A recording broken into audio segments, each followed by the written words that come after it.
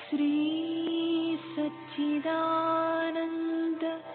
सद्गुरु साईनाथ महाराज की जय। सद्गुरु श्री साईनाथुनि शरद बाबूजी की जय। సాయి వంటి దైవంబు లేడోయి లేడోయి, ప్రజలందరి నోట సాయి నామం పలకాలి, సర్వత్రా సాయి రూపం రంజిల్లాలి, ముజ్జగాలు సాయి మహిమతో ముప్పిరిగొనాలి. సాయి పదరవళులు మన హృదయ కుహరంలోని నిశ్శబ్ద నిశీధిలో ప్రతిధ్వనించాలి. ప్రణవనాద వీచికల్లా సాయి జ్ఞాన సౌరభాలు సర్వత్రా వ్యాపించాలి. ఆ సుజ్ఞాన సౌరభాల ఆస్వాదనలో మన మనసులు మత్తెక్కాలి. సాయి ప్రేమామృత ధారలు అంతటా నిరంతరం వర్షించాలి. ఆ ప్రేమామృత ధారలలో తడుస్తూ, ఆ జ్ఞాన సౌరభాల మత్తులో ఆనందంగా నర్తిస్తూ సాయి వంటి దైవంబు లేడోయి లేడోయి అని అందరూ ఏకకంఠంతో గానం చేయాలి. అదే నా ఆశ, ఆశయం, ఆకాంక్ష. అదొక మధుర స్వప్నం. ఆ స్వప్న సాఫల్యం కోసం శ్రీ సాయినాథుని అనన్య ప్రేమతో, ఆర్ద్రతతో ప్రార్థించటమే మనం చేయగలిగింది, చేయవలసింది. Shri Babuji.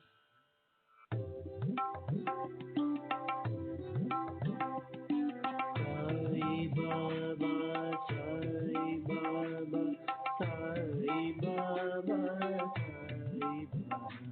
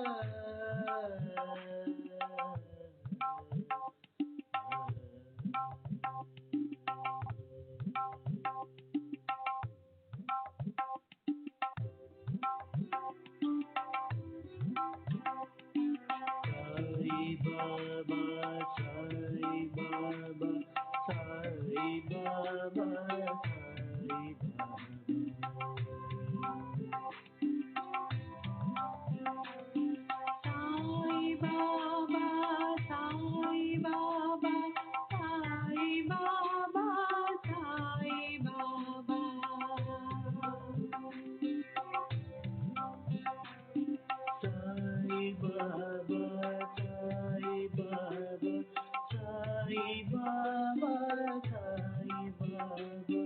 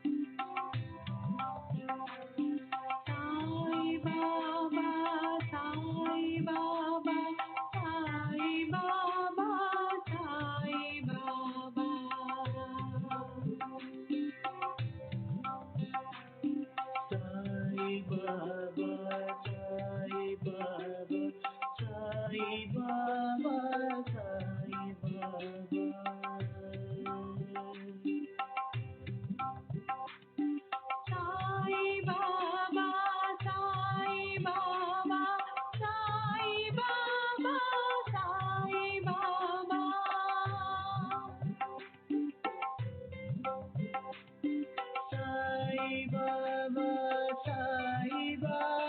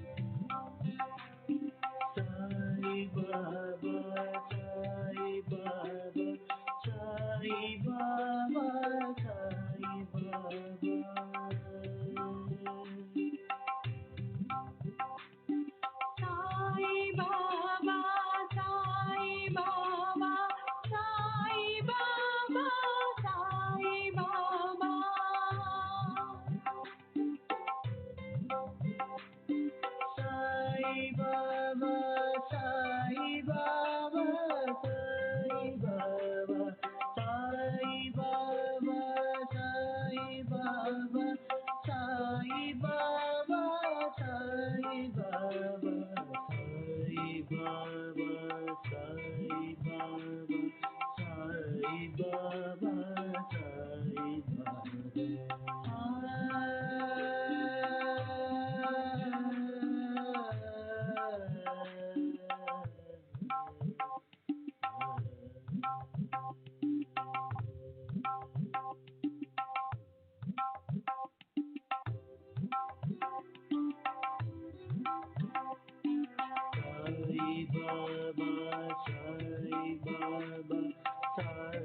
Baba,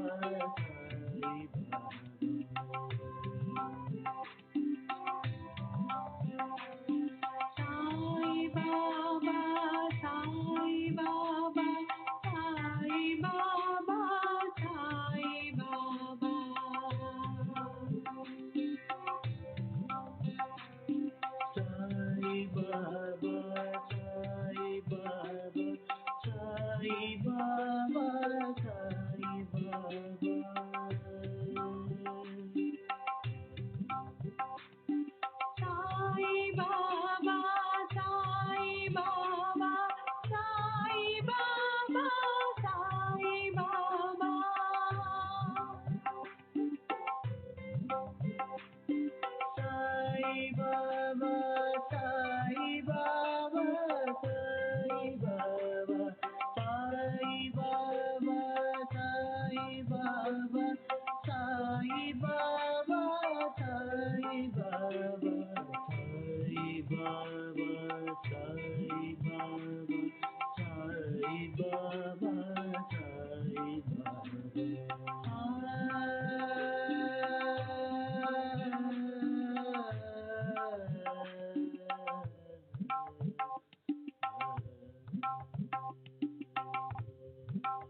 Sai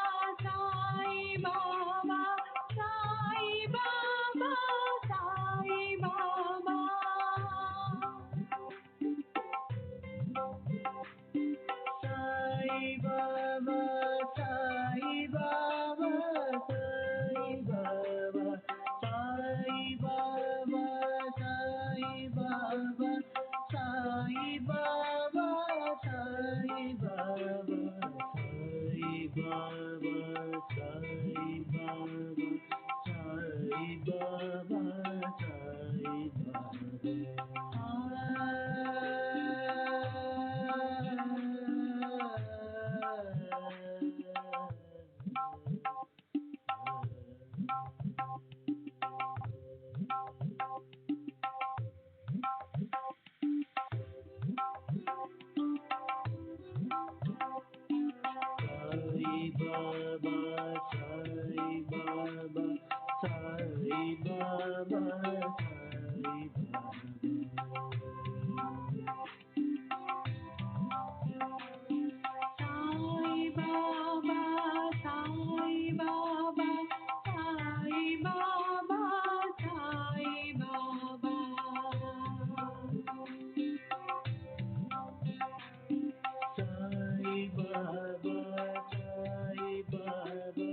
Sai Baba, Sai Baba.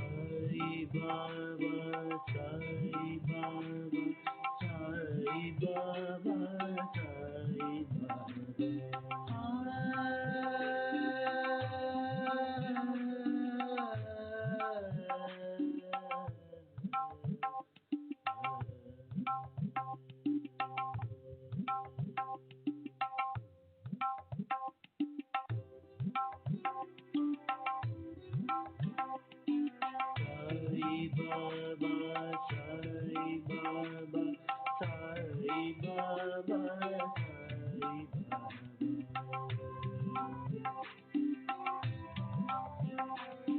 Sai Baba, Sai Baba, Sai Baba, Sai Baba.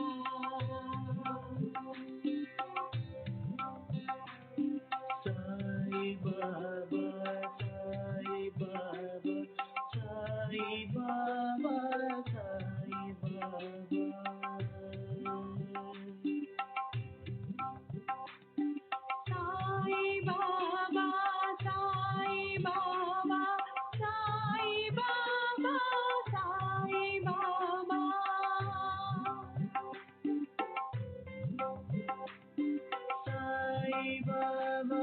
Sai Baba,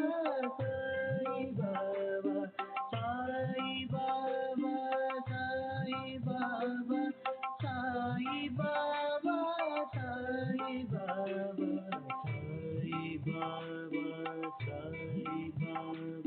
Sai Baba, Sai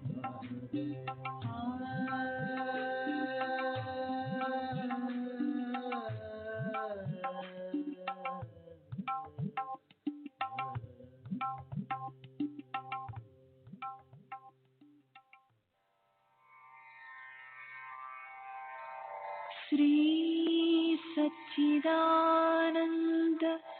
सद्गुरु साईनाथ महाराज की जय। सद्गुरु श्री साईनाथुनि शरद बाबूजी की जय।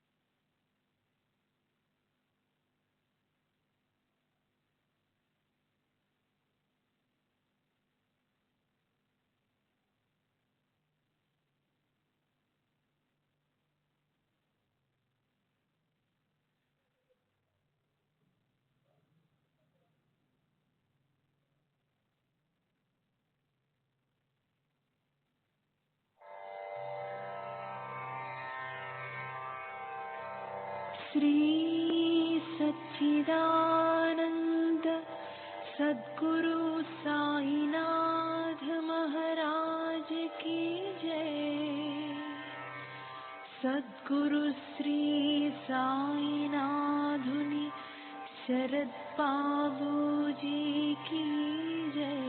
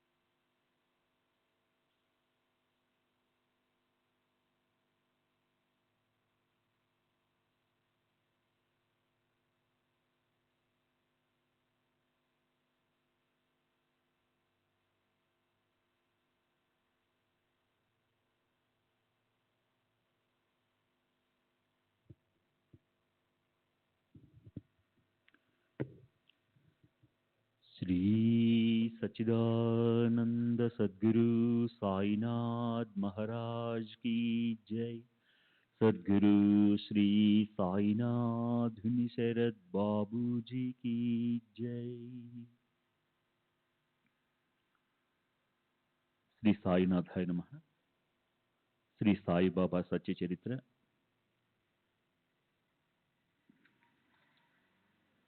14వ అధ్యాయానికి పరిపూర్ణ వివరణ.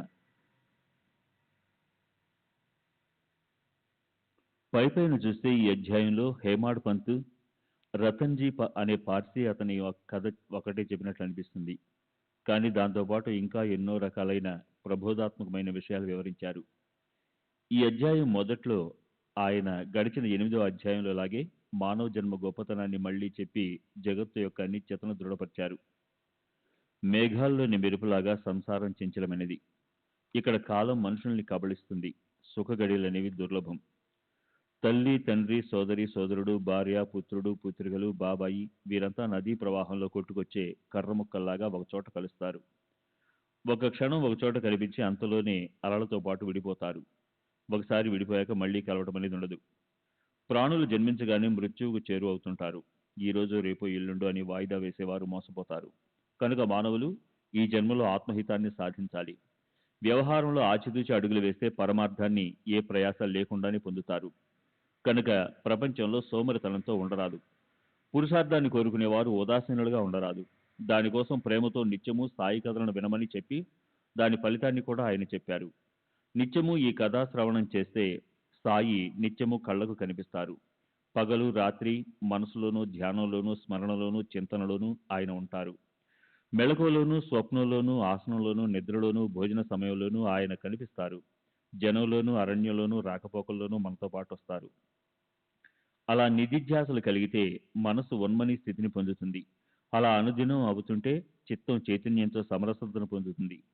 దీని తర్వాత హేమాడ్ పంత్ జే సత్తత్వహి నిజ పిండి తేచకి అఖిల బ్రహ్మాండి అనే గొప్ప తత్వాన్ని చెప్పి ఏకత్వాన్ని, నానాత్వాన్ని సుందర స్పష్టీకరణతో వివరించారు.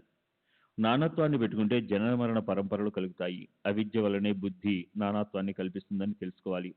కనుక హేమాడ్ పంత్ ఏకత్వం గురించి వ్యాఖ్యానించారు. నేను వేరు, జనులు వేరు అని ఎవరికి అనిపించదో, అఖండైక రసపూర్ణంగా ఎవరు నిండి ఉంటారో వాళ్ళకి అన్యత్వం అనేది మిగలదు. నేనొక్కడే ఉన్నాను, నేను లేని చోటు ఎక్కడా లేదు, అశేషంగా అంతటా వ్యాపించిన నాకు వేరుగా ఏమీ లేదు. అప్పుడు ఉపదేశం చేస్తారు. ఈ భావనని దృఢంగా పెట్టుకోవాలి. మాయను, భ్రాంతిని దూరంగా తరిమేయాలి. తాను తప్ప వేరే వస్తువు లేదు అన్న భావనతో నిజ దృష్టిని స్థిరం చేయాలి. అప్పుడు ఇలా అంటారు. అలాంటి స్థితికి ఉదాహరణ మూర్తిభవించిన శ్రీ సాయి చరణాలు. అదృష్టం వల్ల ఆయన దర్శనం పొందిన వారు ఈ జగత్తులో ధన్యులు. నాందేడుకు చెందిన రతన్జీ కథలో ఈ అనుభవమే ఉంది. సాయిబాబాకి అలా ఏకత్వం ఉండకపోతే రతన్జీ రాకను గురించి ఆయనకు మొదటే తెలిసేదా? వస్తా వస్తా అంటూ ఈరోజు వచ్చావా? రతన్జీకి తన మనసులోని పుత్రప్రాప్తి గురించిన ఇచ్ఛను నోటితో చెప్పకుండానే, మీకు నా చింత గురించి తెలుసు, దయామయులైన మీరు దాన్ని కృపతో దూరం చేయండి, ఆయన మనసులోని కోరికను అల్లా తీరుస్తాడు అని ఆశీర్వదించారు. పుత్రసుఖం కలిగించారు. అలాగే రతన్జీ పాదాలకు నమస్కరించగానే ₹3.14 నాకు ఇచ్చావు, అది నాకు తెలుసు, నా కోసం తెచ్చిన వాటిలో మిగిలినవి నాకు దక్షిణగా ఇచ్చేయి. అలా అని నాందేడుకు చెందిన మౌలీబువాకి రతన్జీ ఇచ్చిన చిన్న విందు గురించి ప్రతి చిన్న వివరము చెప్పి ఆ సత్పురుషుడితో తమకు ఏకాత్మత ఉన్నదని బాబా సూచించారు. భేదబుద్ధితో ఆలోచిస్తే సాయి మహారాజ్ వేరు, మౌలీబువా వేరు. నిజానికి ఆ ఇద్దరిలో అన్యత్వం లేదు. ఆ ఇద్దరిది ఒకటే జ్ఞానం, ఒకటే ప్రాణం, ఒకటే అభిప్రాయం. ఇద్దరు కూడా సరిసమాన వృత్తితో పూర్ణ చైతన్యయుక్తులై ఉన్నారు. ఈ రతన్జీ కథ ఇతర కథల కన్నా విశేషంగా ఉంది. మొదట ఈ కథ అన్య ధర్మానికి చెందిన మానవుడిది. సాయిబాబాకి హిందూ, ముస్లిం భక్తులు మొదటి నుంచి ఉండేవారు. ఇప్పుడు పార్సీ భక్తుని కథ చెప్పి బాబా మహాత్మ్యంలో ఇతర ధర్మాలకు చెందిన వారికి కూడా నమ్మకం కలిగిందని హేమాడ్ పంత్ చూపించారు. అందులోనూ రతన్జీ శ్రీమంతుడు, ఒక మిల్లు కాంట్రాక్టరు. కాబట్టి బాబా కీర్తి మరింతగా వ్యాపించింది. అదిగాక రతన్జీపై బాబా కలిగిన అనుగ్రహం విశేషంగా ఉంది. ఈ జగత్తులో ప్రాపంచికంగా ఉండే మానవులు మహాత్ముల వద్దకు 2 విషయాల కోసం పరుగులు పెడతారు. ఒకటి, ఏదో ఒక రకంగా రోగాలు, దుఃఖాలు నివారించుకోవడం కోసం, లేదా ఏ రకంగానైనా తమ కోరికలు నెరవేర్చుకోవడం కోసం. ఇచ్ఛలు లేదా ఏషణాలు 3 రకాలుగా ఉంటాయి. పుత్రేషణ, ధనేషణ, లోకేషణ అంటే మాన సన్మానాలపై ఇచ్చ. వీటిలో వంశం ఉద్ధరింపబడాలంటే పుత్రుడు కలగాలి. కొడుకు తలకొరివి పెట్టకపోతే సద్గతి లభించదు అనే పుత్రేషణ విశేషించి మన భారతదేశంలో పురాణ కాలం నుంచి ఉంది. దానివల్ల పుత్రులను లభింపజేయగల మహాత్ముల వెనుక లోకులు గుంపులుగా పడతారు. సరే, ఈ అధ్యాయంలో మరొక మంచి, గొప్ప, అందమైన ప్రబోధాత్మక వివరణ ఉంది. అది దక్షిణ గురించి. హేమాడ్ పంత్ గొప్ప కుశలతతో శాస్త్రాధారాల సాయంతో బాబా తీసుకునే దక్షిణను సమర్థించారు. వీరంతా పూర్తిగా ప్రాకృత భక్తులు, అన్ని విధాలా ప్రపంచాసక్తులు. దక్షిణ దానంతో వాళ్ల చిత్తం శుద్ధమవ్వాలని బాబా కోరిక. యజ్ఞేన దానేన తపస అనే వేదవాక్యం ఆత్మజ్ఞానం కావాలనుకునే వారి కోసం దక్షిణ ఇవ్వటం అనే సాధన స్పష్టంగా నిర్దేశించింది. భక్తులు స్వార్థపరులు గాని లేదా పారమార్థికులు గాని ఇద్దరు కూడా కోరుకున్నది ప్రాప్తించడం కోసం తమ శ్రేయస్సు కోసం తమ గురువుకు దక్షిణ ఇవ్వాలి. ఇలా చేస్తూ చేస్తూ ప్రజాపతి దేవతలు దైత్యులు మానవులు అనే తన ముగ్గురు పిల్లలకు చేసిన దా అనే ఏకాక్షర ఉపదేశం గురించి బృహదారణ్యపు ఉపనిషత్తులోని గోష్ఠి చెప్పి హేమాడ్ పంత్ ఇలా అంటున్నారు. బాబా కూడా భక్తుల నుంచి వారి శ్రేయస్సు కోసం దా అనే అక్షరాన్ని అడిగారు.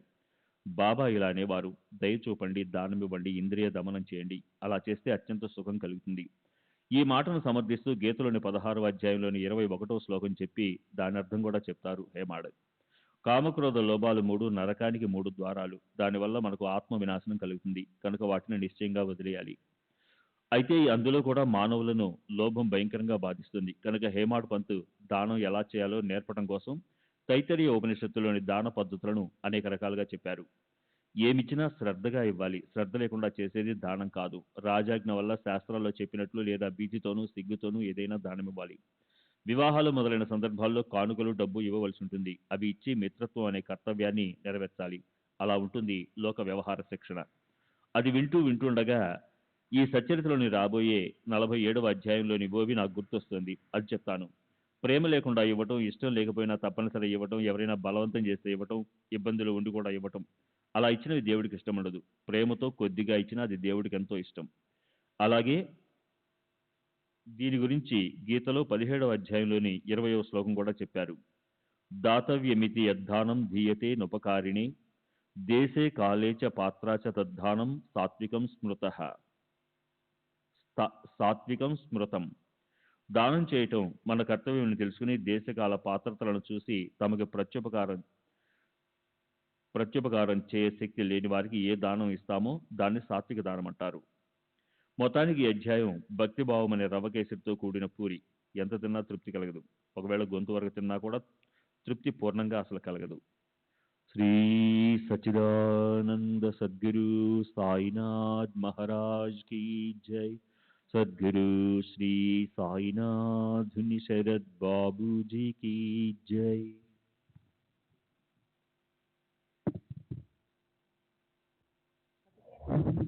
15వ అధ్యాయము షోల్కర్ చక్రాఖ్యానము. షోల్కర్ పటిక బెల్లం ముక్క కథ. శ్రీ గణేశునికి నమస్కారము. శ్రీ సరస్వతీదేవికి నమస్కారము. శ్రీ గురు మహారాజుకి నమస్కారము. శ్రీ కులదేవతకి నమస్కారము. శ్రీ సీత శ్రీ రామచంద్రులకి నమస్కారము. శ్రీ సద్గురు సాయినాథునికి నమస్కారము. అనంత పుణ్యం ఫలించిన వారికే సాయి దర్శన లాభం కలుగుతుంది. అప్పుడు మానవులను బాధించే 3 రకాల దుఃఖాలు వారికి బాధకరం కావు. పరమార్థాన్ని ప్రాప్తింపచేయగల సాధన చేతికి దొరుకుతుంది. శ్రోతలారా, కృప చూపండి. ఒక్క క్షణం సేపు గురుధ్యానం చేసి కథ పట్ల ఆదరపూర్వకంగా మనసు పెట్టి నాపై శ్రద్ధ పెట్టండి. నువ్విక్కడ కథ చెప్తున్నావని మాకు తెలుసులే, ఊరికే ఎందుకులా బాధ పెడుతున్నావు అని అనకండి. నన్ను క్షమించండి. శ్రోతలారా, మీరు నిండుగా ప్రవహించే సాగరం లాంటి వారు. అది తీరాలను ఒరుసుకుంటూ నిండుగా ప్రవహించినప్పటికీ నదులను ఎప్పటికీ తిప్పి వెనక్కి పంపదు. మబ్బులు కురిపించే వర్షానికి కూడా తనలో చోటిస్తుంది. శ్రోతలు సజ్జనులు అయిన మీరు కూడా అంతే. మీలో స్నానం చేయాలని అంటే మీతో సహవాసం చేయాలని నేను కోరుకున్నాను. నన్ను తిరస్కరించకండి. దీన దుఃఖితులను వెనక్కి నెట్టడం భావ్యం కాదు. గంగా నదిలోని శుద్ధ పవిత్ర జలం కానీ లేదా గ్రామంలోని మురికి నీరు కానీ సాగర గర్భంలో ఆ రెండు సంగమించే సమయంలో దాని ఎద తీవ్రంగా ఎగసిపడదు. మనసు సంతాపంతో బగ్గుమనదు. ఆ రెంటిని ఆలింగనం చేసుకుని అక్కున చేర్చుకుంటుంది. కనుక సత్పురుషుల కథలను వినాలని మీ శ్రోతల చిత్తాల్లో ఉన్న ఉత్సాహానికి తృప్తి వారు నా వైపు కృపతో చూడగానే తనంత తానే కలుగుతుంది. తొందరపడకుండా శ్రద్ధాయుక్తులై ఈ కథామృతాన్ని ఆదరపూర్వకంగా సేవిస్తే శ్రోతలకు ప్రేమయుక్త భక్తి లభిస్తుంది. వారు కృతార్థులవుతారు. భక్తులకు అతిశయ శ్రేష్ఠ వస్తువు అంటే పరమేశ్వర ప్రాప్తి సహజంగా కలిగి శ్రోతలకు భక్తి ముక్తి రెండూ లభిస్తాయి. అమాయకులకు సుఖశాంతులు కలుగుతాయి. అందరికీ తమ ఆశ్రయస్థానం లభిస్తుంది. గురు మహారాజు నోటి ద్వారా ఈ మధుర కథను వింటే సంసార భయము పీడలు నశించిపోయి ఆత్మకి ఏ ఆత్మకు ఏకరూపత ప్రకటమే శ్రోతల మనసుకు ఆనందం కలుగుతుంది. ఈ అధ్యాయంలో ఒక ప్రేమాలు భక్తుడు సాయిబాబాని ఏమని ప్రార్థించాడో, అతనికి దర్శనమిచ్చి బాబా అతని పట్ల ఎలా ప్రసన్నులైనారో వినండి. పిల్లలకు పాలిచ్చి బయటికెళ్ళిన పిల్లి మళ్ళీ అంతలోనే తిరిగి వచ్చినా దాని పిల్లలు మళ్ళీ మళ్ళీ ప్రేమతో పాలు తాగేందుకు తల్లి దగ్గరికి పోతాయి. అప్పుడు ఆ పిల్లి విసుగుతో గుర్రుమంటే కొద్దిసేపు ఆ పిల్లలు భయంతో ఓ పక్కకు పోతాయి. కానీ తల్లి విశ్రాంతిగా కూర్చున్నప్పుడు మళ్ళీ దాని చుట్టూ తిరిగి దాని స్థానాన్ని చీకటం మొదలు పెడతాయి. ఆ ప్రకారంగా ఆ పిల్లలు స్థానాన్ని చీకి గటగటా పాలు తాగుతుంటే ప్రేమతో నిండిన ఆ తల్లికి పాలు చేపుకు వస్తాయి. అది మునుపటి గుర్రును మర్చిపోయి భూమి మీద ప్రేమగా పడుకుంటుంది. వాత్సల్యం ఉదయించి వెంటనే తల్లి మ్, విసుగు కరిగిపోతుంది. తన పిల్లలను నాలుగు పాదాలతో గట్టిగా పట్టుకుని వాటిని పైపైనే నాజూకుగా నాకుతుంది. నిజంగా ఈ వేడుక అలౌకికమైనది. పిల్లలు తీవ్రంగా గోళ్లతో గీకటం వల్ల తల్లి విసిగిపోయి వాత్సల్య వాహిని అధికమై ఆమె స్థానాల నుంచి పుష్కలంగా పాలు ప్రవహిస్తాయి. పిల్లల ప్రేమ ఆ తల్లికి పాలను ఎలా ఉత్పన్నం చేసిందో అలాగే సాయి చరణాలపై మీకుండే ఆసక్తి సాయిబాబా హృదయంలో దయామృతాన్ని వరదలుగా కురిపిస్తుంది. శ్రీ సచ్చిదానంద సద్గురు సాయినాథ్ మహారాజ్ కీ జై. కి జై. ఓసారి హరిభక్తి పట్ల ఆసక్తి ఉన్న టానా ప్రజలు దాసగను చేత కర్ణపేయంగా మధురంగా ఉండే హరికథా సంకీర్తనను కౌపీనేశ్వర మందిరంలో పెట్టించారు. శిష్యులు అర్థించడంతో దాసగను కథ చెప్పడానికి సిద్ధమైనాడు. అయితే అతనికి అందులో చిల్లుగవ్వ కూడా సంపాదించాలన్న లోభం ఉండేది కాదు. ఊరికే దురభిమానం లేదు. అతను కీర్తనకి ఒక్క పైసా కూడా తీసుకునేవాడు కాదు. దేహాన్ని వస్త్రంతో కప్పుకునేవాడు కాదు. తల మీద టోపీ గాని తలపాగా కానీ ఉండేది కాదు. నడుముకి కేవలం సాదా పంచ ఉండేది. అయినా కూడా శ్రోతలు అపార సంఖ్యలో వచ్చేవారు. ఆ వేషానికి సంబంధించిన ఓ గమ్మత్తు చెప్తాను.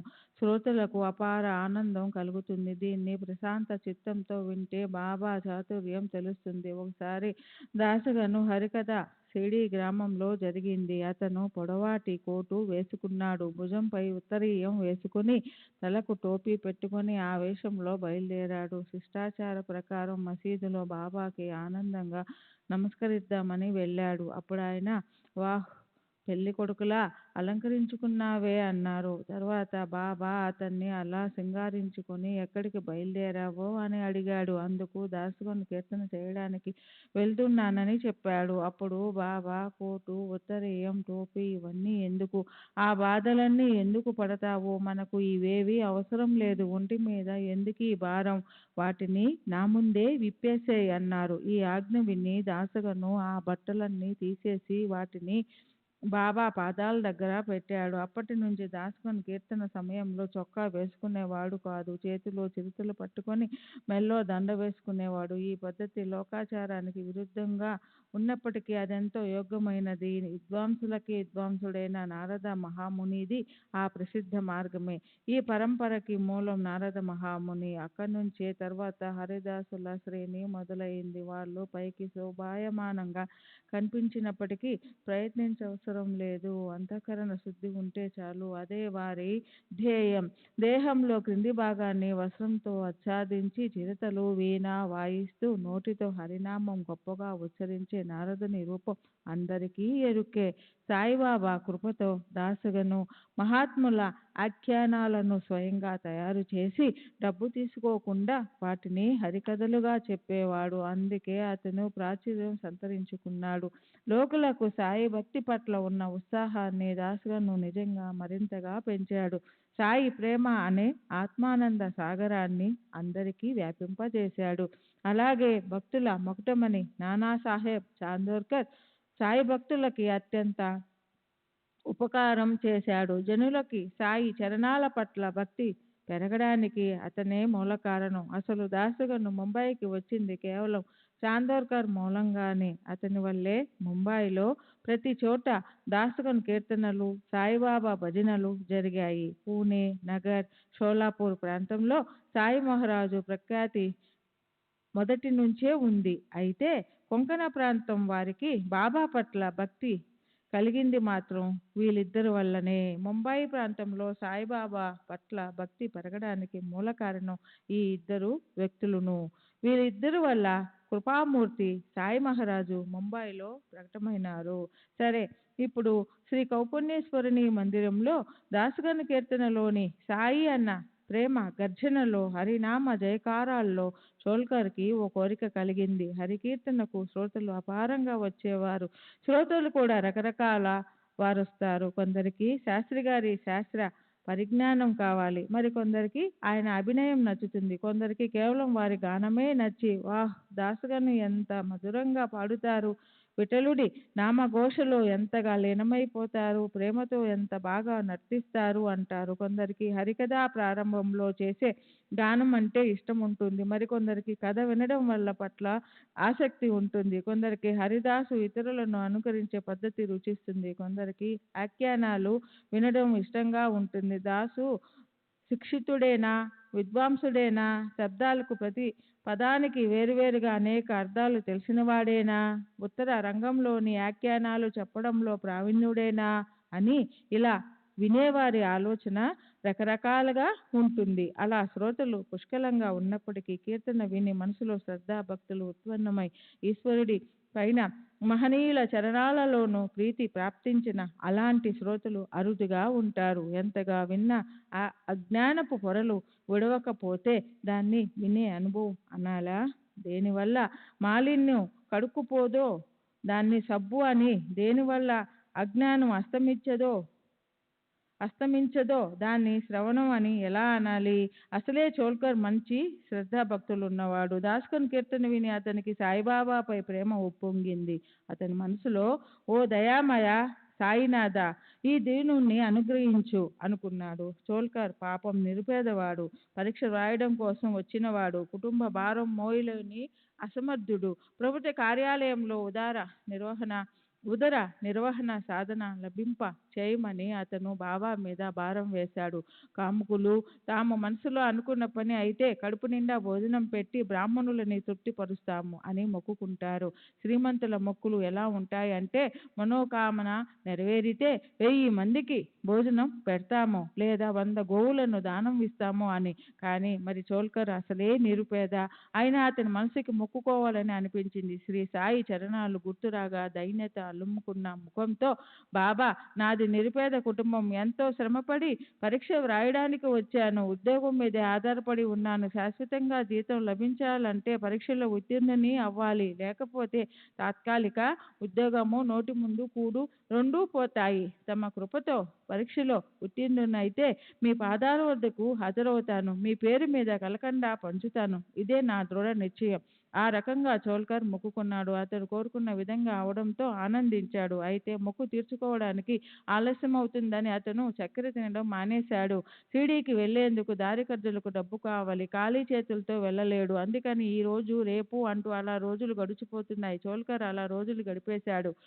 సహ్యాద్రిలోని అతిపెద్ద కొండ నాన్హేఘాటుని దాటొచ్చునేమో కానీ సంసారి ఇంటి గడపను దాటడం చాలా కష్టం. షిరిడీ మొక్కు తీర్చుకోకుండా చక్కెర పదార్థాలు తినడానికి వీల్లేదు కనుక చోల్కర్ టీ కూడా చక్కెర లేకుండానే త్రాగుతున్నాడు. అలాగే కొన్ని రోజులు గడిచాక కాలం కలిసొచ్చి అతను షిరిడీ వెళ్ళాడు. మొక్కిన మొక్కు తీర్చుకున్న అతని మనసుకి ఆనందం కలిగింది. సాయిబాబా దర్శనం అవగానే చోల్కర్ ఆయన పాదాలకు నమస్కరించి తర్వాత సాష్టాంగం చేసి సంతుష్టుడయ్యాడు. పరిశుద్ధ చిత్తంతో చోల్కర్ అక్కడ కలకండ పంచాడు. బాబాకి కొబ్బరికాయ సమర్పించాడు. ఈ రోజు నా మనోరథాలన్నీ సిద్ధించాయి అని మనసులో అనుకున్నాడు. సాయిబాబా దర్శనంతో అతనికి ఆనందం కలిగింది. బాబాతో జరిగిన సంభాషణతో అతనికి సుఖం కలిగింది. చోల్కర్ బాబు సాహెబ్ జోగుకి అతిథిగా ఉన్నాడు.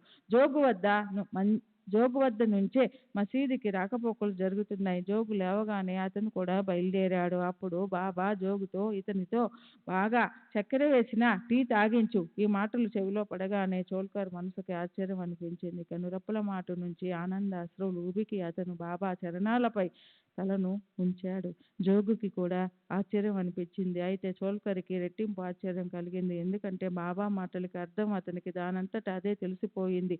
ఆయన మనసులో భావన కూడా అతనికి అర్థమయ్యింది.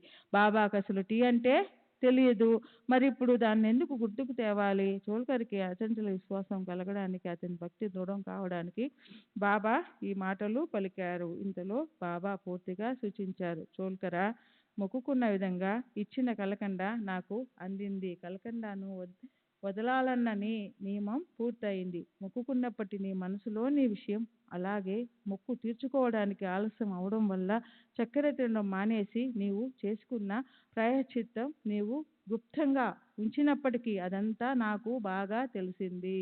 శ్రీ సచ్చిదానంద సద్గురు సాయినాథ్ మహారాజ్ కీ జై. సద్గురు శ్రీ సాయినాథుని శరత్ బాబూజీ కీ జై.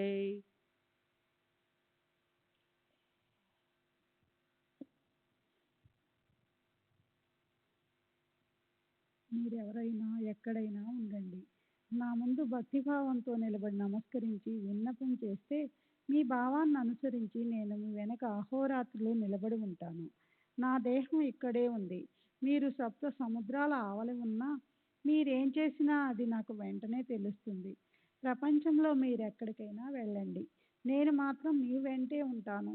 మీ హృదయాలలోనూ నా నివాసం. నేను మీ అంతర్యామిని. మీ హృదయాల్లో నివసించే నాకు మీరు సదా నమస్కరించండి. సమస్త భూతాల హృదయాల్లోనూ నేనే ఉన్నాను కనుక మీ ఇంట బయట దారిలో మీరు కలిసే ప్రతి వారిలో నేనే ఉన్నాను. వారిలో నేనే నివసిస్తున్నాను. చిన్న చిన్న క్రిములు, చీమలు, జలచరాలు, భూమి మీద తిరిగే ప్రాణిమాత్రలు, కుక్కలు లేదు పందులు, వీటన్నింట నేనే సర్వదా నిండి ఉన్నాను. నన్ను అనన్యంగా భావించవద్దు. మన మధ్య అసలు ఏమాత్రం తేడా లేదు అని నన్ను తెలుసుకున్న వారే అదృష్టం గొప్పది. ఈ సంగతి చూడటానికి చిన్నదిగా ఉంటుంది, కానీ ఉత్తమ గుణ సంపన్నమైనది. చోల్కర్ మీద బాబాకు ఎంత ప్రేమ! అతనికి ఆయన భక్తి అనే నిధిని ప్రసాదించారు. అతని మనసులో ఉన్న వాటినన్నింటినీ బాబా ఈ ప్రకారంగా అనుభవం ఇచ్చి చూపారు. మహాత్ముల చాతుర్యం ఎంత గొప్పది! బాబా మాటలు ఎంతో విలువైనవి. అవి భక్తుల హృదయాంతరాలలోకి ఎంతో లోతుగా దూసుకుపోతాయి. అవి భక్తి అనే మడిని తడుపుతాయి. భక్తి అనే నౌకకి తెరచాప అయి మార్గం చూపిస్తాయి. చాతక పక్షులు దాహం తీర్చడానికి మేఘాలు దయతో వర్షపు ధారలను కురిపిస్తాయి. అయితే ఆ పరిణామంలో అవి పూర్తిగా అవనిని చల్లబరుస్తాయి. ఇక్కడ అదే విధంగా చోల్కర్ పాపం ఎవరో ఎక్కడివాడో దాసగన కీర్తన నిమిత్తమైంది. అతనికి మొక్కుకోవాలని మనస్సు పుట్టింది.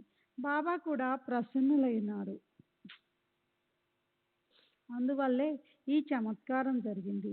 మహాత్ముల అంతరంగం తెలిసింది. బాబా తమ ఉపదేశానికి అలాంటి సందర్భాలను కల్పిస్తారు. చోల్కర్ కేవలం నిమిత్త మాత్రుడు. భక్తులందరి హితం సాధించటానికి బాబా చేసే చాతుర్యం అనూహ్యం. మనం వాటిని ఆశ్చర్యంతో అలా చూస్తూ ఉండిపోవాలి. ఇలాంటి బాబా లీలలను మరొకటి వర్ణించి ఈ అధ్యాయాన్ని పూర్తి చేస్తాను. ఒకరు బాబాను ఏమని ప్రశ్నించారో దానికి బాబా ఏమని సమాధానం చెప్పారో వినండి. ఒకసారి బాబా మసీదులో తమ ఆసనం మీద కూర్చుని ఉన్నప్పుడు ఆయన ఎదుట కూర్చుని ఉన్న ఒక భక్తుడు ఒక బల్లి చిక్ చిక్ మని అరవటం విన్నాను. బల్లి వంటి మీద పడటము, బల్లి అరుపు ఇవి ఆ తర్వాత సంభవించబోయేదాన్ని సూచిస్తాయి. కనుక కుతూహలంతో అతను సహజంగా ఇలా ప్రశ్నించాడు, బాబా, ఈ ప్రక్కనున్న గోడ మీద బల్లి ఎందుకు ఇలా అరుస్తోంది? దాని మనసులో ఏముంది? అది అశుభకారి కాదు కదా? అందుకు బాబా ఇలా అన్నారు, ఔరంగాబాద్ నుంచి ఆమె సోదరి ఆమెను కలుసుకునేందుకు ఇక్కడికి వస్తుంది. ఆమెకి ఆనందం కలిగింది. అసలు బల్లి అనేది ఎంత ప్రాణి? దానికి అమ్మా నాన్నలేమిటి? అన్న చెల్లెళ్ళేమిటి? దానికి సంసారంలో వ్యవహారాలతో ఏం సంబంధం ఉంటుంది? బాబా ఏదో తమాషాగా ఇలా చెప్పి ఉంటారని అనుకుని ఆ భక్తుడు ఒక క్షణం అలా ఉట్టిగా కూర్చున్నాడు. ఇంతలో ఔరంగాబాద్ నుంచి ఒక వ్యక్తి బాబా దర్శనం చేసుకోవటానికి గుర్రం మీద వచ్చాడు. అప్పుడు బాబా స్నానం చేస్తున్నారు. అతను ఇంకా ముందుకు పోవలసి ఉంది. కానీ మేత, గుర్రాలు మొదలైనవి నిత్యం తినే ఆహారం లేకుండా గుర్రము ముందుకు నడవదని కొద్దిగా మేతను కొందామని అతను వీధిలోకి బయలుదేరాడు. ఈ కొత్త ప్రయాణికుడి వైపు బాబాను ప్రశ్నించిన భక్తుడు ఆశ్చర్యంగా చూడసాగాడు. అంతలో ఆ ప్రయాణికుడు తన భుజానికి తగిలించుకున్న శనగలు మొదలైనవి నింపిన గుర్రం నోటికి కట్టే సంచిని చెత్త దులిపేందుకు విదిలించాడు. భూమి మీద తిరిగేసి సంచి మూతిని తలక్రిందులుగా విదిలించగానే అందులో నుంచి ఒక బల్లి బయటకు వచ్చి భయంగా అందరి ఎదుట చరచరా ప్రాకింది. ప్రశ్నించిన వ్యక్తితో బాబా ఇలా అన్నారు, ఇప్పుడు దాన్ని చూడు, ఆ బల్లి సోదరి ఇదే. దీని చమత్కారం చూడు. అది అక్కడి నుంచి బయలుదేరి తన అక్క కూసిన శబ్దాన్ని పట్టుకొని వయ్యారాలు ఒలకబోస్తూ అక్కడికి వెళ్ళింది. ఆ అక్కా చెల్లెళ్ళు అనుపమాన అనుబంధానికి కారణం అవి కలిసి చాలా రోజులు అవటమే. గాఢంగా ఆలింగనం చేసుకొని అవి పరస్పరం ఒకటినొకటి చుంబించుకున్నాయి. నిజంగా ఆ రెండింటికి గాఢ ప్రేమ అలౌకికమైంది. అవి రెండూ కలిసి గిరగిరా తిరిగాయి.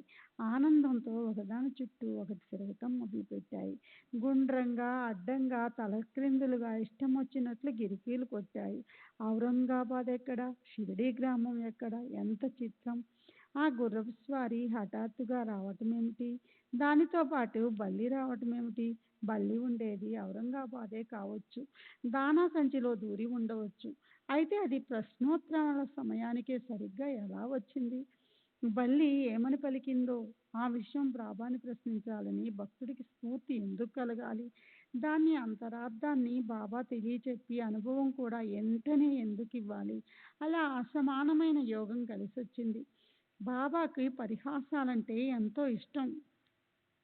సత్పురుషుల అనుపమ ఉపాయాన్ని ఆలోచించి భక్తులకు మరింతగా శ్రేయస్సును కలిగిస్తారు. చూడండి, అతను జిజ్ఞాసువు కాకపోతే బల్లి అరుపుకు అర్థం ఎవరికైనా తెలిసేదా? సాయిబాబా గొప్పతనం మాత్రం ఎలా తెలిసేది? అనేక సార్లు బల్లులు అరుస్తుంటాయి.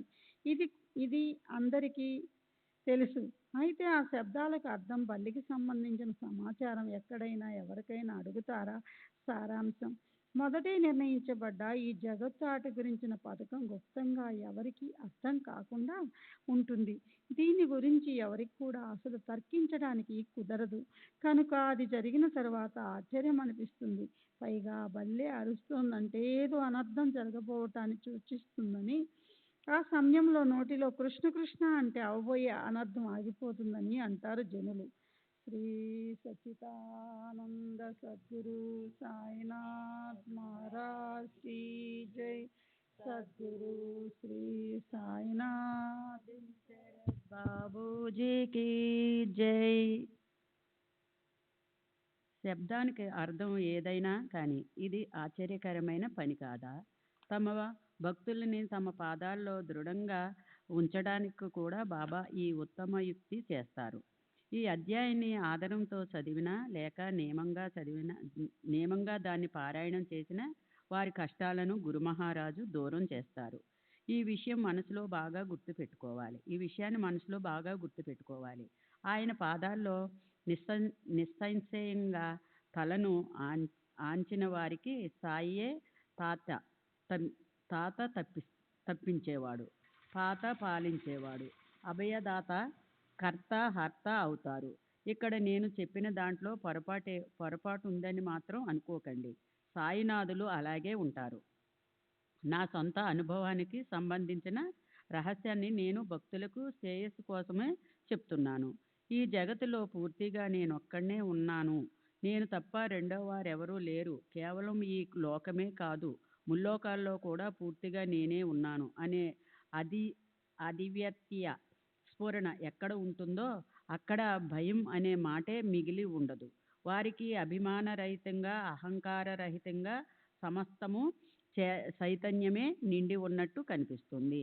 హేమాడ్ పంతు సాయికి శరణ వచ్చాడు. ఒక క్షణము కూడా ఆయన చరణాలను అతను వదలడు. ఎందుకంటే ఈ సంసార సాగరాన్ని దాటేందుకు అవి ఒక సాధన అయి ఉన్నాయి. ఇప్పుడు నా మధుర నిరూపణ వినండి. రాబోయే అధ్యాయంలో గురువర్యులు శ్రీ సాయి యొక్క అందమైన సంఘటన సృష్టిస్తారు. లోకులకు బ్రహ్మజ్ఞానం ఒక చిటికలో సంపాదించాలి అనే కోరిక ఉంటుంది. అదేదో దారిలో పడి ఉన్నట్లు ఎవరో ఒక లోబి సాయిబాబాని బ్రహ్మజ్ఞానం అడిగితే సాయి మహారాజు దాన్ని అతని జేబులో నుంచే తీస్తారు. ఈ కథను విన్నప్పుడు శ్రోతలకు బాబా చేతలు ఎంత ఆశ్చర్యకరమైనవో తెలుస్తుంది. పూర్తిగా లోభాన్ని వదలకపోతే బ్రహ్మ ఎప్పటికీ లభించదు. బ్రహ్మ ప్రాప్తించడానికి ప్రాప్తత ఎవరికి ఉంటుందని ఎవరు అడగరు. సాయి మహారాజు అది ఎవరికి ఎలా ప్రాప్తిస్తుందో పూర్తిగా వివరిస్తారు. నేను శ్రోతల ముందు చేతులు జోడించి విన్నపం చేస్తున్నాను. సాయి యొక్క ప్రేమ కేళనం అత్యంత ఉత్సాహంతో వినండి. దానివల్ల మీ చిత్తం ప్రసన్నమై విషయాన్ని గ్రహించే శక్తి, తృప్తి కలిగి సత్పురుషులు గొప్పతనం తెలుస్తుంది. కనుక శ్రోతలు దీనిపై శ్రద్ధ పెట్టండి. సర్వులకి శుభమస్తు. ఈ ప్రకారంగా సత్పురుషుల సజ్జనులు చేసే ప్రేరణ కలిగించిన భక్త హేమాడి పంతు రచించిన శ్రీ సాయి సమర్థుల సత్య చరిత్రలోని సోల్కర్ చక్రఖ్యాన అనే పేరు గల 15వ అధ్యాయం ముగిసింది. సద్గురు సాయినాథార్పణమస్తు. శుభం భవతు. 15వ అధ్యాయానికి పరిపూర్ణ వివరణ. 11వ అధ్యాయం లాగానే ఈ అధ్యాయాన్ని కూడా ఆధారపూర్వకంగా చదవడం లేదా నియమంగా పారాయణం చేస్తే సంకటాలు నిర్వహించబడతాయి. కనుక అందులోనూ ఎంతో చిన్నది, తేలికగా అర్థమయ్యేది అవడం వల్ల ఈ రోజుల్లో ఈ అధ్యాయాన్ని భక్తులు మాత్రమే కాక చిన్నపిల్లలు కూడా పఠిస్తున్నారు. ఈ అధ్యాయాన్ని ఆధారంతో చదివినా లేక నియమంగా దీన్ని పారాయణం చేసినా వారి కష్టాలను గురు మహారాజు దూరం చేస్తారు. ఈ విషయము మనసులో బాగా గుర్తు పెట్టుకోవాలి. ఆయన పాదాల్లో నిస్సంశయంగా తలను ఆనిచిన వారికి సాయియే తాత్ర, పాత్ర, అభయాత్ర, కర్త, హర్త అని అనుకునే ఆయనొక్కరే. ఈ అధ్యాయాన్ని యొక్క ఫలశ్రుతిపై చెప్పిన విధంగా నాకు కూడా మంచి అనుభవం కలిగించింది. ఈ అధ్యాయంలోని సోల్కరు ఆఖ్యానం భక్తులకు అనన్య భక్తి ఉన్నప్పుడు పరమేశ్వరుని లేదా సద్గురువుని అంతర్కరణ ఎలా ద్రవిస్తుంది, ఆ భక్తులని స్వంత పిల్లల్లా హక్కుని చేర్చుకుని వారి ముద్దుల్ని ఎలా తీరుస్తారు అన్న దానికి సాక్షాత్తు ఉదాహరణగా ఉంది. దీన్ని వర్ణించేటప్పుడు హేమాడ్ పంతు పిల్లిని దాని పిల్లలను అపమానంగా ఆదరంగా పోల్చారు. పిల్లలకి పాలిచ్చే అప్పుడే బయటికి వచ్చి పిల్లి మళ్ళీ అంతలోనే తిరిగి లోపలికి వచ్చేటప్పుడు దాని పిల్లల్ని మళ్ళీ మళ్ళీ ప్రేమతో తాగేందుకు దాని దగ్గరికి పోతాయి. అప్పుడు ఆ పిల్లి విసుగుతో గురకమన్నప్పుడు కొద్దిసేపు ఆ పిల్లలు భయంతో ఓ పక్కకు కూర్చుంటాయి. అమ్మ విశ్రాంతిగా కూర్చున్నప్పుడు దాని చుట్టూ గిరికిలు కొట్టి దాని సన్యాన్ని తాగడం మొదలు పెడతాయి. ఈ ప్రకారంగా ప్రేమతో నిండి ఆ పిల్లలు సన్యాన్ని చీకి గటగట పాలు తాగుతుంటే తల్లికి పాలు చేపుకు వస్తాయి. అది మునుపటి గుర్రును మర్చిపోయి భూమి మీద ప్రేమగా పడుకుంటుంది. వాత్సల్యం ఉదయించగానే తల్లి విసుగు కరిగిపోయి తన పిల్లలను 4 పాదాలతో గట్టిగా పట్టుకుని వాటిని పైపైన నాకుతుంది. నిజంగా ఈ వేడుక అలౌకికమైనది. పిల్లులు తీవ్రంగా గోలుతో గీకడం వల్ల తల్లి వాత్సల్యం అధికమై సన్యాల్ని నుంచి పుష్కలంగా పాలు ప్రవహిస్తాయి. పిల్లులు ప్రేమ తల్లికి పాలను ఎలా ఉప్పంతం చేస్తాయో అలాగే సాయి శరణాలపై మీకుండే ఆసక్తి సాయిబాబా హృదయంలో దయ అనే వరదలను ఉప్పంతనం చేస్తుంది. ఈ అసంఖ్యాకుల తరువాత దాసగుణకు కీర్తన చేసేటప్పుడు వేసుకునే వేషం గురించిన వినోదభరితమైన కథ ఉంది. బాబా ఓహా పెళ్లి కొడుకులా అలంకరించుకున్నావే అని పరిహాసించే పొడుగు కోటిని ఉత్తరీయాన్ని తలపాగని తీసేసి అతనికి అత్యంత పరిశుద్ధమైన నారదీయ కీర్తన పద్ధతిని నేర్పించారు. పూలదండ వేసుకోవడం సాంప్రదాయకంపై వేషం వేసుకోవడానికి బదులు అంతఃకరణలో ఉండే నిజమైన భక్తి యొక్క గొప్పతనాన్ని తెలిపారు. ఈ పీఠం మూలనాథుని నుంచి వచ్చింది. అక్కడి నుంచే ఆ తరువాత హరిదాసుల పరంపర మొదలైంది. వారికి పైకి కనిపించే ఉపాధి శోభ అవసరం లేదు. అంతఃకరణ శుద్ధి ఒకటే వారి ధ్యేయం. శరీరంలోనే అధోభాగాన్ని వస్త్రంతో అచ్చందించుకుని చిరతలు వీణ వాయిస్తూ నోటితో హరినామాన్ని గట్టిగా ఉచ్చరించే నారద మహాముని రూపం అందరికీ తెలుసు. తరువాత సోల్కర్తో మొక్కుకునేటప్పటి నీ చిత్తం మొక్కు తీర్చుకోవడం ఆలస్యం అవడం వల్ల చక్కెర తినడం మానేసి నీవు చేసుకున్న ప్రాయశ్చిత్తం నీవు గుప్తుగా ఉంచినప్పటికీ అదంతా నాకు బాగా తెలిసింది. శ్రీ సచ్చిదానంద సద్గురు సాయినాథ్ మహారాజ్ కీ జై. సద్గురు శ్రీ సాయినాథుని శరత్ బాబూజీ కీ జై.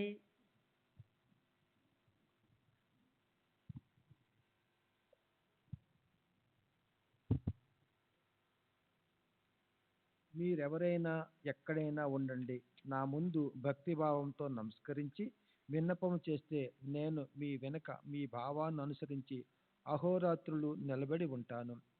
నా దేహము ఒకవేళ ఇక్కడే ఉండి మీరు సప్త సముద్రాల అవతల ఉండి మీరు ఏమి చేసినప్పటికీ అది వెంటనే నాకు తెలుస్తుంది. ప్రపంచంలో మీరెక్కడికి వెళ్ళినా వెళ్ళండి, నేను మాత్రం మీ వెంటే ఉంటాను. మీ హృదయాల్లోనే ఉంది నా నివాసము. నేను మీ అంతర్యామిని. బాబా తరువాత ఉపదేశిస్తూ, నేను మీ అంతర్యామిని.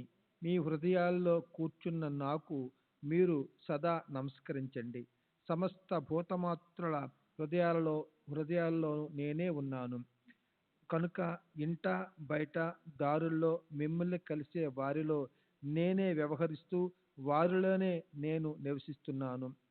చిన్న క్రిములు, చీమలు, జలచరాలు, ఖేచరాలు, ప్రాణిమాత్రులు, కుక్కలు, పందులు వీటన్నింటిలో నేను సదా సర్వదా నిజంగా నిండి ఉన్నాను. నన్ను వేరుగా అనుకోవద్దు. మన మధ్య భేదము లేదు. అలా నన్ను తెలుసుకున్న వారి అదృష్టం గొప్పది.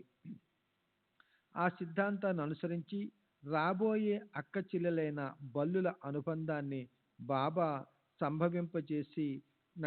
సంభవింపజేసినట్లు అనిపిస్తుంది. ఈ బల్లితో ఏకాత్మత లేకపోతే బాబా అవి ఆనందముతో పరస్పరం పెనవేసుకొని ఆనందములో గిరికీలు కొట్టడం, అడ్డంగా నిలువుగా తలక్రిందులుగా ఇష్టమొచ్చినట్లు గిరగిరా తిరగటానికి కారణం తెలిసేదా? అలాగే జగత్తు యొక్క ఈ ఆట సూత్రాన్ని గుప్తంగా ఎవరికీ తెలియకుండా నడిపించేది స్వయంగా బాబా కాకపోతే బల్లి అరుపుని గురించి ఎవరో ప్రశ్నించటం, ఔరంగాబాదు నుంచి గుర్రం మీద వచ్చే అతని సంచి నుంచి రెండో బల్లి బయటికి రావడం ఈ గోష్ఠి సంభవింపజేయగల శక్తి ఉండేదా? ఈ అధ్యాయం వారి సంకటాలను గురురాజు నివారిస్తారని అని ఫలశ్రుతి చెప్పబడింది. అయినా ఇక్కడ చెప్పబడ్డ తత్వము యొక్క భావార్థం బాగా తెలుసుకుని దాన్ని ఆచరణలో పెట్టే వారి విషయములో ఎలాంటి భయము మిగిలి ఉండదు. ఈ జగత్తులో సంపూర్ణంగా నేనొక్కనే ఉన్నాను. నేను తప్ప వేరెవ్వరూ లేరు. కేవలము ఈ లోకములోనే కాదు, ముల్లోకాల్లో కూడా నేనే ఉన్నాను. అలా అద్వితీయ స్ఫురణ ఎక్కడ ఉంటుందో అక్కడ భీతి అన్న మాటే ఉండదు. వారికి అభిమానము, అహంకారము లేకుండా సర్వము చైతన్యముతో నిండి ఉన్నట్లు కనిపిస్తుంది. ఏమైనా కానీ ఉపదేశములో బాబా తత్పరులై ఉండటం వల్ల ఆయన అలాంటి అవసరాన్ని తెప్పించి చోల్కర్ దాసగను లేదా బల్లిని నిమిత్తంగా చేసుకొని అందరికీ ఉపదేశం ఇచ్చారు. చాతక పక్షుల దాహాన్ని తీర్చటానికి మేఘము దయతో వర్షాన్ని కురిపిస్తుంది, కానీ ఆ పరిణామంలో భూమినంతా చల్లబరుస్తుంది. ఈయన పద్ధతి అలాగే ఉంటుంది. శ్రీ సచ్చిదానంద సద్గురు సాయినాథ్ మహారాజ్ కి జై. సద్గురు శ్రీ సాయినాథున్ శరత్ బాబూజీ కి జై. 16వ అధ్యాయము బ్రహ్మజ్ఞాన కథనం. బ్రహ్మజ్ఞాన కథనం. జగద్భక్తి కారణం మూలకారకుడైన బ్రహ్మ ప్రాప్తి గురించిన నిరూపణ. 1వ భాగం. శ్రీ గణేశునికి నమస్కారం. శ్రీ సరస్వతీదేవికి నమస్కారం. శ్రీ గురు మహారాజుకి నమస్కారం. శ్రీ కులదేవతకి నమస్కారం. శ్రీ సీతారామచంద్రులకి నమస్కారం. శ్రీ సద్గురు సాయినాథునికి నమస్కారం. శాంతి అనే సింహాసనం మీద కూర్చునే స్వానందారూప సామ్రాజ్యాధిపతి రాజాదిరాజు చక్రవర్తి మనకున్న ఒకే ఒక్క ఆధారమైన గురు మహారాజుకి నమస్కారం చేస్తున్నాను. ఆయన ఇరువైపులా అభేద భక్తి సహజస్థితి చామరాలు వీస్తున్నాయి. స్వానుభూతి సజ్జ ప్రతీతి అంటే వెలిగే వెంటనే కలిగే నిశ్చితానుభవం అత్యంత ఆదరంతో వీవనలు ఇస్తున్నాయి.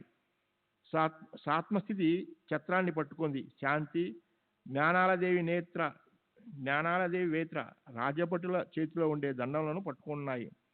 మాయామోహాలనే షడ్ ప్రవృత్తులు అక్కడ క్షణం పాటు కూడా ఉండలేవు. ఈ సభ గొప్పదానాన్ని గురించి ఏం వర్ణించాలి? 4 వేదాలు, 6 దర్శనాలు, 18 పురాణాలు, స్తుతి స్తోత్రాలు చదువుతున్నాయి. శుద్ధ జ్ఞాన ప్రకాశం తలతలా మెరుస్తుంది.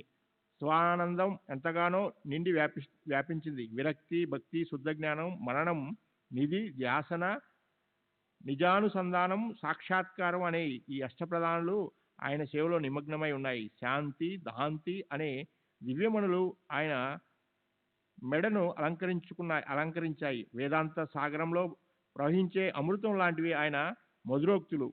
తీక్షణమైన పదులతో తలతలా మెరిసే జ్ఞానమనే కత్తితో కొట్టేందుకు ఎత్తిన ఆయన చేతిని చూసి సంసారమనే వృక్షము గజగజ వణుకుతుంది.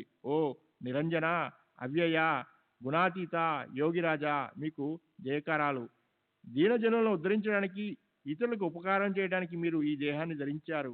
దాసగన్ మహారాజ్ తన భక్తి సారామృతం 52వ అధ్యాయంలో సాయిబాబాని అలా సార్వభౌమరాజుగా అందంగా వర్ణించాడు.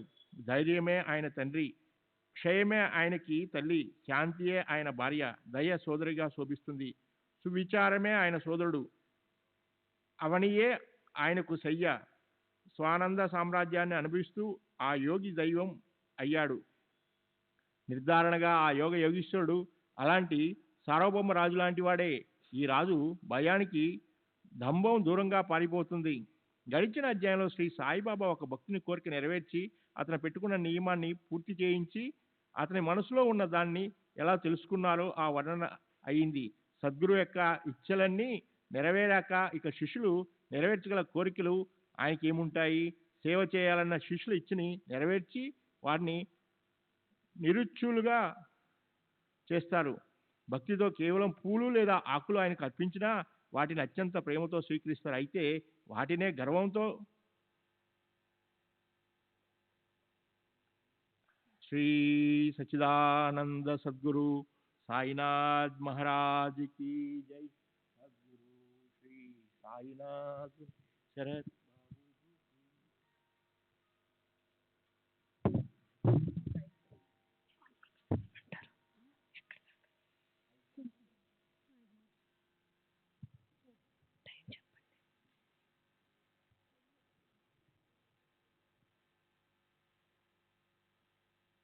ఇచ్చలన్నీ నెరవేరాక ఇక శిష్యులు నెరవేర్చగల కోరికలు ఆయనకి ఏముంటాయి? సేవ చేయాలన్న శిష్యులు ఇచ్చని నెరవేర్చి వారు నిరుచిచ్చులుగా చేస్తారు. భక్తితో కేవలము పూలు లేదా ఆకులు ఆయనకు అర్పించిన వాటిని అత్యంత ప్రేమతో స్వీకరిస్తారు. అయితే వాటినే గర్వంతో లేదా మదంతో ఇస్తే వాటిని వెంటనే తిరస్కరిస్తారు. సత్య, జ్ఞాన, ఆనందాలకి ఆయన సాగరం అవటం వల్ల ఆయనకి ఆడంబరమైన ఉపచారాలతో పని లేదు. కానీ వాటినే శ్రద్ధతో నిష్కపటంగాను అర్పిస్తే వాటిని ఆయన అత్యంత ఆనందంతో స్వీకరిస్తారు. స్వయంగా ఏమీ తెలియనట్లుంటారు. అజ్ఞానాన్ని తీసుకుని జ్ఞానాన్ని ఇస్తారు. శాస్త్రాలలో నిశ్చయముగా చెప్పబడిన పరిమితులను ఉల్లంఘించకుండా శిష్యులకి హితాన్ని బోధిస్తారు. ఆయన్ని ప్రేమతో సేవించే వారికి బ్రహ్మతో అంటే పరమేశ్వరుడితో ఐక్యతను ప్రాప్తింప చేస్తారు. ఇతర సమస్త సాధనను వదిలేయాలి. గురు సేవలోనే లీనమవ్వాలి. ఆ సేవలో ఏమాత్రం అల్పత్వం వచ్చినా లేదా అందులో తమ తెలివితేటలను ప్రదర్శించిన సాధకుడు సంకటాల్లో పడిపోతాడు. గురు పాదాల్లో విశ్వాసం కావాలి. స్వయంగా శిష్యుడు ఏమి చేయగలడు? సద్గురువే అతని సద్గురువే అతనికి ఆ పని సులభతరం చేస్తారు. శిష్యులకి తమ సంకటాల గురించి తెలియదు. గురువు వారికి తెలియకుండానే దాని ఉపాయం చేస్తారు. గురువు కన్నా మరో గొప్ప ఉదారత త్రిభువనాల్లో మరొకరెవరూ ఉండరు. శరణాగతులకి శ్రేష్ఠ ఆశ్రయదాత అయిన ఆ సద్గురుకు శరణు వెళ్దాం. సద్గురుని చింతామణి అంటే కోరిన వస్తువునిచ్చే ఒక స్వర్గీయ రత్నం. సద్గురుని చింతామణితో పోలుద్దామంటే చింతామణి కేవలం కోరుకున్నది మాత్రమే ఇస్తుంది. కానీ గురువు అసించ ఏది మనలోకి ఆలోచన కూడా రాదో అలాంటి అసించ వస్తువులనిచ్చి భక్తులకి ఆశ్చర్యాన్ని కలిగిస్తారు. ఆయన్ని కల్పతరువుతో పోలిద్దామంటే అది భక్తులు మనసులో కోరుకున్నది మాత్రమే ఇస్తుంది. కానీ గురురాజు నిర్వికల్ప, ఎక్కడ ఏ కల్పన లేదా ఆలోచన లేనటువంటి. కానీ గురు మహారాజు నిర్వికల్ప స్థితినిస్తారు. కామధేనువు కోరినది మాత్రమే ఇస్తుంది. కానీ గురు రూపధేనువు గొప్పతనం దానికంటే గొప్పది. గురు రూపధేనువు తప్ప అసించ దానమనే పదవిని ఎవరికి ఆపాదించగలము? ఇప్పుడు సోదరులకు ఒక విన్నపము. గత అధ్యాయం చివర నేను బ్రహ్మజ్ఞానం ఎలా ప్రాప్తించిందో చెప్తానని అన్నాను. ఆ కథ పట్ల శ్రద్ధ చూపండి. వచ్చిన బ్రహ్మజ్ఞాన భక్తుని బాబా ఎలా తృప్తిపరుస్తున్నారో, తమ భక్తులకు ఎలా ఉపదేశమిస్తారో దాని పరమార్థ సాధన కోసం వినండి. మహాత్ములు ఎప్పుడూ నిరీచ్యులుగా ఉంటారు. వారి ఇచ్చలు సంపూర్ణంగా నెరవేరి ఉంటాయి. అయితే భక్తులకు ఎన్నో కోరికలు ఉంటాయి. వారి ఇచ్చలు ఎప్పుడూ అపూర్ణంగానే ఉంటాయి. కొందరు పుత్ర సంతతిని కోరుతారు, కొందరు రాజ్య సంపదని కోరుతారు, కొందరు భావభక్తిని కోరుతారు. అయితే ఎవరో ఒక్కరే శ్రీ సచ్చిదానంద సద్గురు సాయినాథ్ మహారాజ్ కి జై. బాబూజీకి జై. ఎవరో ఒక్కరే ముక్తిని కోరతారు. అలాగే ఒక భావార్థి డబ్బు సంపాదించడంలో తత్పరుడైన భక్తుడు బాబాకున్న గొప్ప కీర్తి విని ఆయన దర్శనం కోసం ఉవ్విలూరాడు. ఇంత గొప్ప సంతతి ఉన్నాయి. నౌకర్లు, చాకర్లు కూడా పుష్కలంగానే ఉన్నారు. అతని మనసులో ఉదారమూర్తి బాబా దర్శనం చేసుకోవాలి. బాబా గొప్ప బ్రహ్మజ్ఞాని, సాధు సత్పురుషులకు మగుటమని ఆయన చేతలు గొప్పవి. ఆయన శరణాల్లో మస్తకం పెట్టాలి. నాకు తక్కువంటూ ఏమీ లేదు కనుక నేను బ్రహ్మజ్ఞానాన్ని అడగాలి. ఇది సహజంగా తేలిగ్గా లభిస్తే నేను ధన్యున్నవుతాను. దానిపై అతని మిత్రులు ఇలా అన్నారు: బ్రహ్మను తెలుసుకోవటమంత సులభం కాదు. అది నీలాంటి లోబులకు ప్రకటమవటం కష్టం. ధనము, భార్య, పిల్లలు తప్ప నీకు సుఖమనేది ఏమిటో తెలీదు. బ్రహ్మ అనేది కేవలం స్వప్నంగా అనిపించే వారికి అది శాంతిని ఎలా ఇస్తుంది? ఇంద్రియాలు బలహీనపడి జగత్తులో ఎవ్వరూ గౌరవించినప్పుడు ఊరికే ఖాళీగా కూర్చుని అప్పుడు బ్రహ్మజ్ఞానాన్ని గురించి ఆలోచిస్తారు. కాలక్షేపం కోసం బ్రహ్మను తెలుసుకోవాలని ప్రయత్నిస్తారు. అలాగే నీకు బ్రహ్మను తెలుసుకోవాలని కోరిక కలిగింది. నీ పిసినారి చేతుల నుంచి పైసా రాలకుండా నీ కోరికే తీర్చేవాళ్ళు నీకెవ్వరూ కలవరు. సరే, అలాంటి కోరికను మనసులో పెట్టుకుని ఆ బ్రహ్మర్షి రాను పోను గుర్రబండి మాట్లాడుకుని షిర్డీకి బయలుదేరాడు. అక్కడికి చేరాక అతను సాయి దర్శనం చేసుకున్నాడు. ఆయన పాదాలకి నమస్కరించాడు. ఇప్పుడు సాయి మాట్లాడే మధురోక్తులను శ్రోతలు వినండి. ఈ సాయి కథ అనే కల్పవృక్షానికి శ్రద్ధ అనే నీటిని పోస్తే అది దృఢంగా పట్టుకుని శ్రోతల ఆదరం పెరిగిన కొద్దీ పుష్కలంగా ఫలాలిస్తుంది. అది సర్వాంగాలతో రసాభావంతో నిండి ఉంది. సుగంధాలు వెదజల్లే పుష్పాలను పూస్తుంది. మధుర ఫలాల భారంతో వంపులు తిరుగుతుంది. తినేవారి ఇచ్చ నెరవేరుతుంది. బ్రహ్మార్థి ఇలా అన్నాడు: బాబా, నాకు బ్రహ్మను చూపండి. ఇది మనసులో పెట్టుకునే నేను మీ దగ్గరికి వచ్చాను. షిరిడీలో బాబా బ్రహ్మను చటుక్కున చూపిస్తారు అని లోకులు అంటారు. అందుకే ఇంత దూరం వచ్చాను. వస్తూ మార్గంలో బాగా అలసిపోయాను. అయితే నాకు బ్రహ్మ లభిస్తే కృతకృత్యునవుతాను. బాబా ఇలా అన్నారు, చింతపడకు, బ్రహ్మను వెంటనే చూపిస్తాను. ఇక అరువు బేరం లేదు. అసలు నీలాగా అడిగేవారు దొరకటమే కష్టం. ఎంతమందో ధన సంపత్తి కోరతారు, రోగాలు కష్టాలు నివారించమంటారు. సదా లౌకిక గౌరవము, రాజ్య పదవి, సుఖాన్ని కోరతారు. కేవలం ఈ జగత్తులో సుఖం కోసం లోకులు షిర్డీకి పరుగులు పెడతారు. ఫకీర్నైన నన్ను భజిస్తారు. అలాంటి వాళ్ళే నా దగ్గరికి ఎక్కువగా వస్తారు. బ్రహ్మను ఎవరు అడగరు. నీలాంటి వాళ్ళు దొరకరు. బ్రహ్మ జిజ్ఞాసుల కోసం నేను ఆకలిగొని ఉన్నాను. అలాంటి నాకు పర్వకాలం వచ్చింది. బ్రహ్మవస్తు భీతితో సూర్యచంద్రులు కూడా ఆగకుండా నడుస్తూ ఉంటారు. నియమంగా ఉదయించి నియమంగా అస్తమిస్తారు. ప్రకాశము అంధకారము పరిమితిలో ఉంటాయి. గ్రీష్మ వసంతాది ఋతువులు రావటానికి ఇంద్ర దేవాది లోకపాలుడు 8 దిక్కుల్లో లోకులను రక్షించడం కోసం పరమేశ్వరుడిచే నియమించబడ్డ అధికారులు ఇంద్రుడు, అగ్ని, యముడు, నైరుతి, వర్ణుడు, కుబేరుడు, వాయువు, ఈశుడు. నియమంగా ప్రజలను పాలించటానికి మూల కారణం బ్రహ్మ. కనుక శరీరం పడిపోకముందే విచారశీలురైన వారు బ్రహ్మప్రాప్తి కోసం పురుషార్థులను సాధిస్తారు. లేకపోతే నిశ్చయంగా నిరంతరం పునర్జన్మల పరిభ్రమం వెంటాడుతుంది. ఈ బ్రహ్మను తెలుసుకోకముందే ఒకవేళ శరీరం పడిపోతే అప్పుడు సంసార బంధనం వెంటాడుతుంది. పునర్జన్మను తప్పించుకోలేము.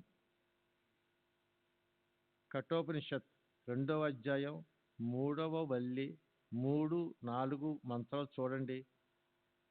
భయాదిశ్యగ్ని స్తప్తి భయాతపతి సూర్య భయాదింద్రంచ వాయుచ్చ మృత్యార్ధవతి పంచమః. దేని భయంతో అగ్ని తప్పింపజేస్తుందో సూర్యుడు ప్రకాశిస్తాడో, దేని భీతితో ఇంద్రుడు, వాయువు, మృత్యువు తమ తమ పనుల్లో తత్పరులై ఉంటారో, ఇహ చేదస కథ బోధుం ప్రాక శరీరస్య విశ్రసః తతః సర్గేషు లోకేషు శరీరత్వాయ కల్పతే.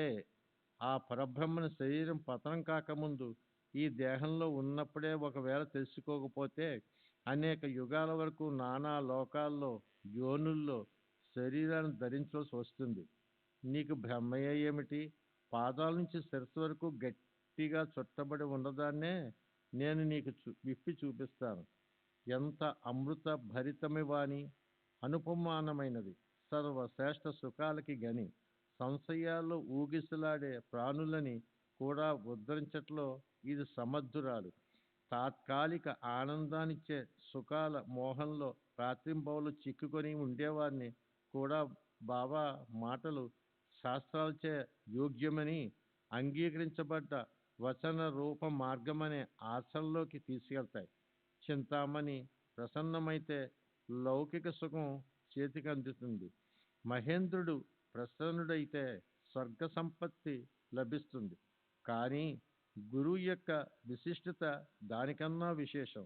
గురువు లాంటి దాత మరొకరుండరు.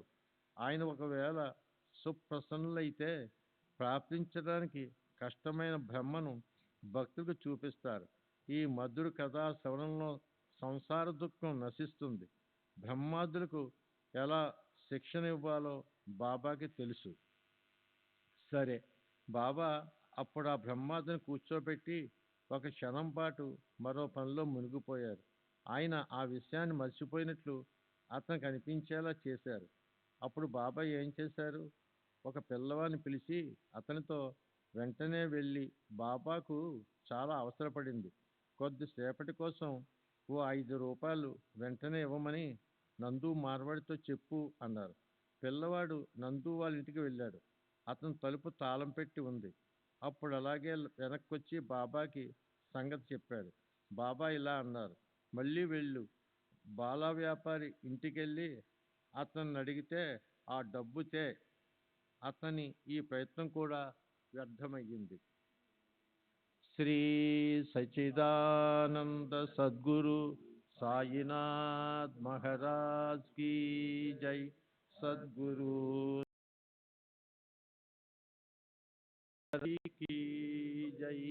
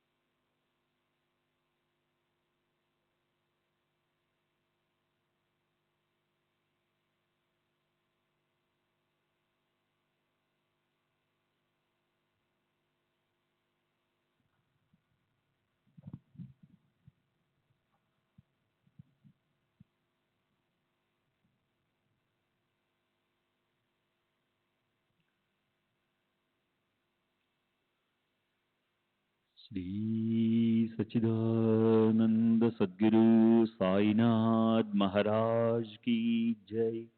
सद्गुरु श्री साईनाथ शरद बाबू जी की जय. साई रहम नजर करना, बच्चों का पालन करना. साई रहम नजर करना, बच्चों का पालन करना. जाना तुमने जगत पसारा, सब ही झूठ जमाना. जाना तुमने जगत पसारा, सब ही झूठ जमाना. साई रहम नजर करना, बच्चों का पालन करना.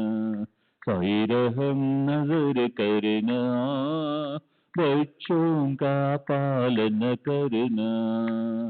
मैं अंधा हूँ बंदा पुकार, मुझसे पथ दिखलाना. मैं अंधा हूँ बंधा पुकार, मुझसे पथ दिखलाना. साई रहम नजर करना, बच्चों का पालन करना. साई रहम नजर करना, बच्चों का पालन करना. दासगणों कहे अब क्या बोलूं, थक गई मेरी रसना. दासगणों कहे अब क्या बोलूं, थक गई मेरी रसना. साई रहम नजर करना, बच्चों का पालन करना. साई रहम नजर करना, बच्चों का पालन करना. रहमो नजर करो अब मोरे साई, तुम बिना नहीं मुझे माँ बाप भाई. रहमो नजर करो मैं अंधा हूँ बंदा तुम्हारा. मैं अंधा हूँ बंदा तुम्हारा. मैं ना जानू, मैं ना जानू मैं ना जानूं अल्लाह इलाही, वो नजर करो रहमो नजर करो अब मोरे साई, तुम बिना नहीं मुझे माँ बाप भाई, रहमो नजर करो काली जमाना मैंने गमाया, काली जमाना मैंने गमाया, साथी आकर का साथी आकर का साथी आकर का तुम बिना कोई, रहमो नजर करो रहमो नजर करो अब मोरे साई, तुम बिना नहीं मुझे माँ बाप भाई, रहमो नजर करो अपने मस्जिद का झाड़ू गणो है, अपने मस्जिद का झाड़ू गणो है, मालिक हमारे मालिक हमारे मालिक हमारे तुम बाबा साई, रहमो नजर करो रहमो नजर करो अब मोरे साई, तुम बिना नहीं मुझे माँ बाप भाई, रहमो नजर करो। श्री सच्चिदानंद सद्गुरु साईनाथ महाराज की जय। सद्गुरु श्री साईनाथ धुनी शरद बाबू जी की जय।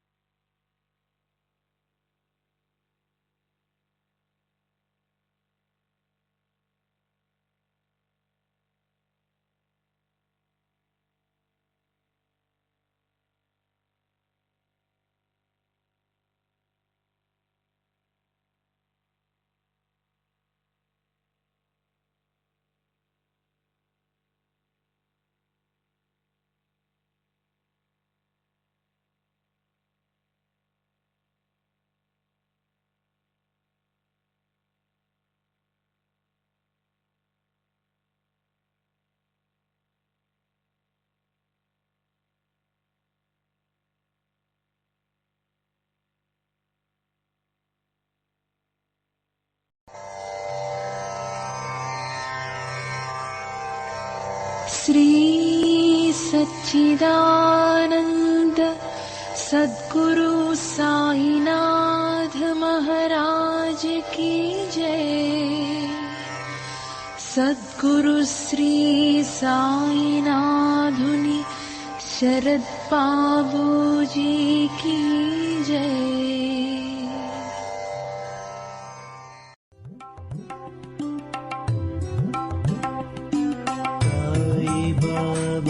साई बाबा साई बाबा साई